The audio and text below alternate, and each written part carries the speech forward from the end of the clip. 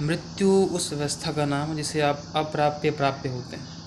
अगर आप चाहें कि मृत्यु ना हो तो भी हो जाएगी, और आप चाहें मृत्यु हो जाए तब भी नहीं होगी। ये एक ऐसा सत्य है जो होना ही है, लेकिन किस समय होना है, कब होना है, कब घटित होना है, इसे कोई कह नहीं सकता।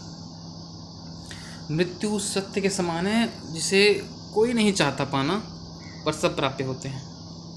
कुछ सत्य ऐसे होते सब पाना चाहते हैं, जैसे परमात्मा, शांति, मुक्ति, पर उसे कोई पा नहीं पाता। और जो वास्तविक सत्य ऐसा होता है जिसे सब कोई पा सकते हैं या पाने वाले हैं या पाएंगे, वो है मृत्यु। मृत्यु के सत्य को हर व्यक्ति प्राप्त करेगा, हर पशु, पक्षी, जीव जंतु, प्राणी। इसीलिए अगर परमात्मा को आप मृत्यु समझ लेते हैं तो आप अवश्य परमात्मा को पालेंगे। अगर आपने समझा है कि जो परमात्मा मृत्यु स्वरूप है, जब आप मृत्यु को पाएंगे तो उससे पा ही लेंगे। इसलिए भक्त लोग ऐसी भावना कर लेते हैं कि जब मर जाएंगे तो उस भगवान में मिल जाएंगे।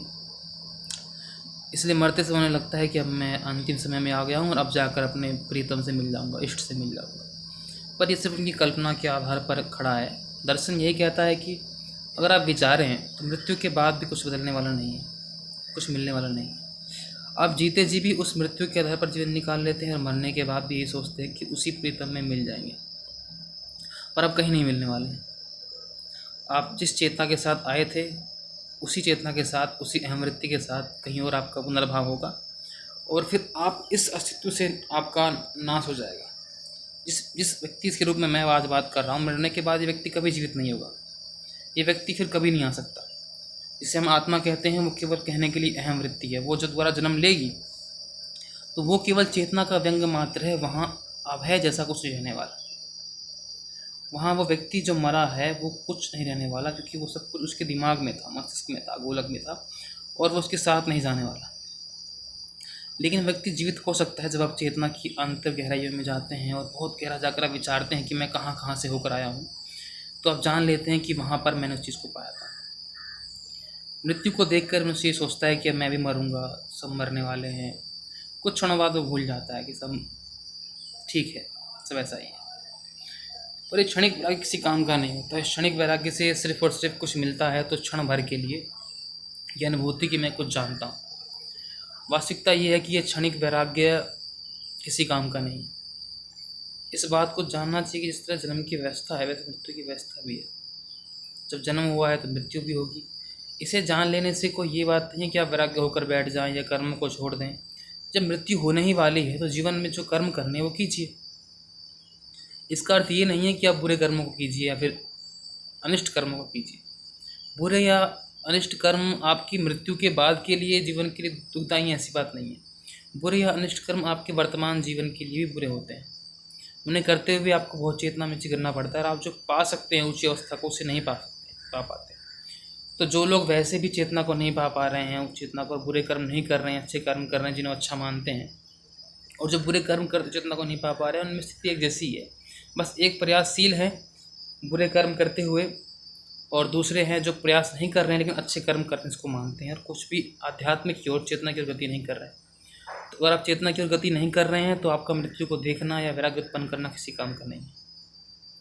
मृत्यु का भय, मृत्यु का रोना, मृत्यु का गाना एक स्वाभाविक है कि मृत्यु को देखता है तो रोता है, गाता है, भय करता है, तड़पता है, वियोग में दुख पाता है। पर ये सत्य भी ऐसा ही है कि जिस सुनकर हमें ना तड़पने की आवश्यकता है, ना रोने की आवश्यकता है, ना गाने की आवश्यकता है, ना चिल्लाने की आवश्यकता है, और ना ही वैराग्य करने की आवश्यकता है। वैराग्य भी अज्ञान की एक अवस्था है। वैराग्य ज्ञान की अवस्था नहीं है। थोड़ा समझने में मुश्किल लगेगा, पर वैराग्य एक अज्ञान की अवस्था है। जो उच्च कोटि के दार्शनिक या विचारक हुए, कृष्ण के समान, अरविंद के समान, रजनीश के समान, उन्हें बातें कही और आप इस बात को समझ सकते हैं कि वैराग्य भी अज्ञान की एक अवस्था है, विवेक ज्ञान की अवस्था है। जब विवेक का उदय होता है, आपको ठीक ठीक ज्ञान होता है, तो आप जानेंगे मरना है, तो इससे कोई फर्क नहीं पड़ने वाला। वैराग्य सब कुछ छोड़ के चले जाना, संसार से अलग हो जाना, ये हो जाना, उससे फर्क नहीं पड़ने वाला। आपको जो कार्य करना है उस कार्य की ओर ध्यान देना, आपको ध्यान करना है, आपको चरम गति को पाना है, चेतना को ऊंचा उठाना है, वही बात है। वैराग्य अज्ञान की अवस्था है, वैराग्य मूर्खता की अवस्था है। सुनने में बड़ा अजीब लगता है, पर वैराग्य अज्ञान की अवस्था है, वैराग्य ज्ञान की अवस्था नहीं। अगर आप ज्ञान की अवस्था में आएंगे तो आप वैराग्य को नहीं पकड़ सकते, जिसे हम वैराग्य कहते हैं, सब कुछ छोड़ना, चले जाना। वैराग्य वो अवस्था है जब आपको अज्ञान होता है, घोर अज्ञान, दुख। वैराग्य जब होता है तो वो घोर अज्ञान की अवस्था में होता है, घोर पीड़ा, घोर दुख, किसी का बिछड़ जाना। ये कोई सात्विक अवस्था नहीं है।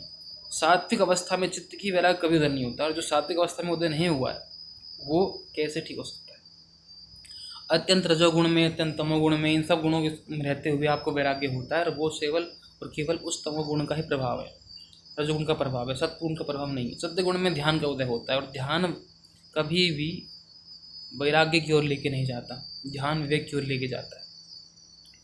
इसीलिए वैराग्य अज्ञान की अवस्था है। मृत्यु से देखकर जो वैराग्य उत्पन्न होता है वो कोई ज्ञान की अवस्था में नहीं होता, वो अज्ञान की अवस्था में होता है, भय की अवस्था में होता है, वो मूढ़ता में होता है।